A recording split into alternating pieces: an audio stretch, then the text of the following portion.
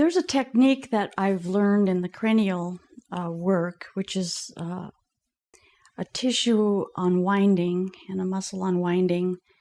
And I'm going to show you a little bit how this works. I've developed over the years, I'm using the same basic technique, but the way that I work it is probably different than the way I was taught, but it's very effective. Sometimes when people have problems with movement in the joint, it's fascial winding that's happening. And right now what I'm doing is I'm just allowing her arm to move the way it wants to. I'm following it, even though it looks like I'm leading it. I'm actually following the arm. Now, when I do this work and somebody is in a lot of pain, I also pay attention to the amount of lymphatic fluid that's in the area. I pay attention to the tension in different muscles that are at play. This is an arm that I believe she uses probably pretty rigorously the nights that she's playing a guitar, unless she's strumming with the other hand. I'm taking it over the head. And this is just following the anatomy around so the joints can move in all the different directions. And it does look like it's being driven, but it's really not. It's being followed. The thing about this is when you see a repeated pattern, which we're almost getting here, is then you put a pressure on it or a little resistance on it so it can't go into that repeated pattern. We do have a repeated pattern here, so I'm going to hold this and not let it push in that direction. And that way it has to move itself and find itself to a different position and a rewinding, and sometimes that is a pretty deep way of moving. It looks like the body can sometimes get awfully distorted in that type of time. However, it's not painful, and it will move into the corrected pattern only if you are allowing the body to lead you. If you're trying to lead it, then you may lead it in the wrong direction. So now, as you see, it's moving into an entirely different pattern. The hand is starting to get involved now. We'll take the hand and see what the fingers want to do.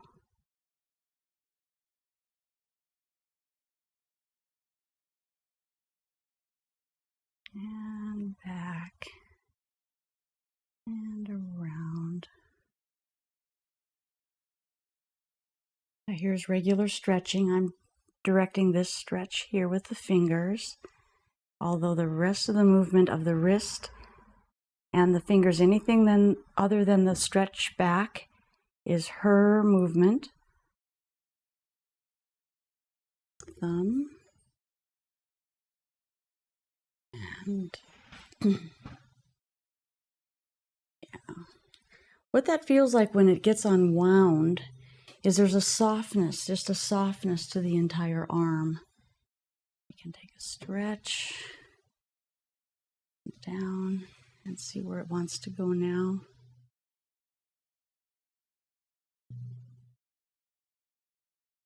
There's an entirely different quality. And I would say that that's unwound. And we'll check the other side, in that the other side does different work. I usually start by doing a little stretch in most cases, especially if I'm not sure what the injury is. Sometimes if we know it's a frozen shoulder, it's easier to determine how it's going to start out. Frozen shoulders do not really take all that long to release in most cases. I've been able to unfreeze a shoulder in a very, very short period of time, just a few weeks, with significant amount of range of motion change the very first time.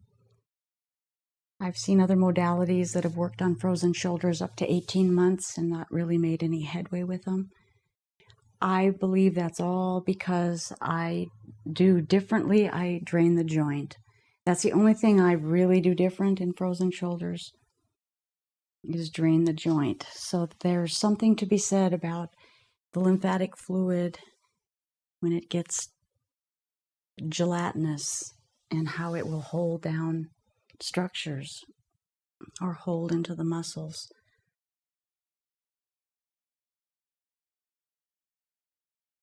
There's an entirely different pattern of unwind here. There's not any repeated patterning happening here.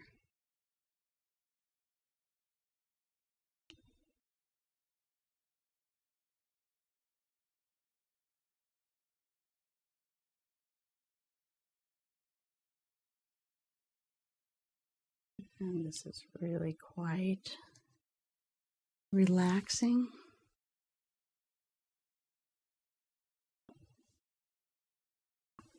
This is different than just stretching the shoulder. Stretching the shoulder is where you take it in a specific direction, specifically gearing towards the stretch of particular muscles. This is working completely different because it's in a different structure.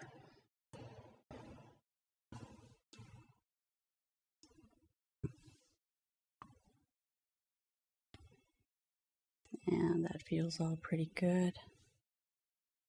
The quality has changed. It's got a much softer, much more pliable quality when it has made the change. Sometimes you can feel it happen immediately under your arms, under your hands. And sometimes it just all of a sudden you'll notice that it's changed somewhere along the way. I notice that with cranial work. I notice that on children when I work children. As soon as they're engaging in the work, their whole structure begins to soften. There's very little that can sneak by a well-trained set of hands.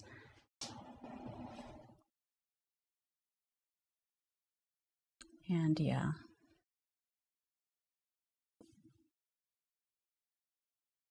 Look to the clavicular, sternoclavicular junction.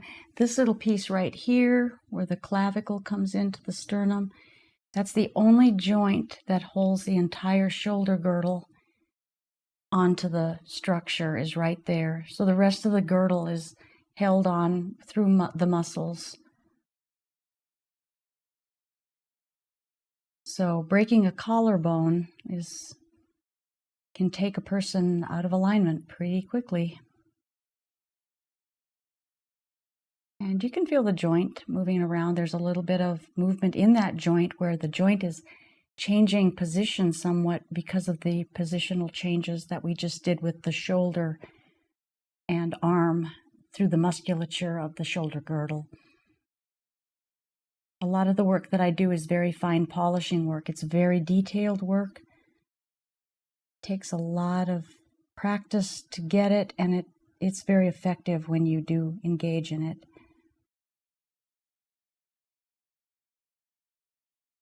Okay.